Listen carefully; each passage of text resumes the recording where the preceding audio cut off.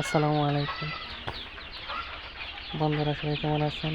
আশা করি ভালো আছেন। আমিও ভালো আছি, আলহামদুলিল্লাহ। তো আজকে পেঁপে ভ্যাকসিন দেওয়ার পর মুরগির ঠোঁট সেক দেওয়া হলো ঠোকরা ঠুকরি করার জন্য।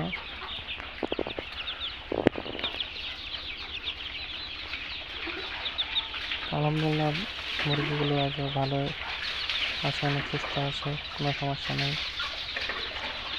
যদি কারো বাচ্চা লাগে যোগাযোগ করতে পারেন, আর যে কোনো পরামর্শের জন্য যোগাযোগ করতে পারেন।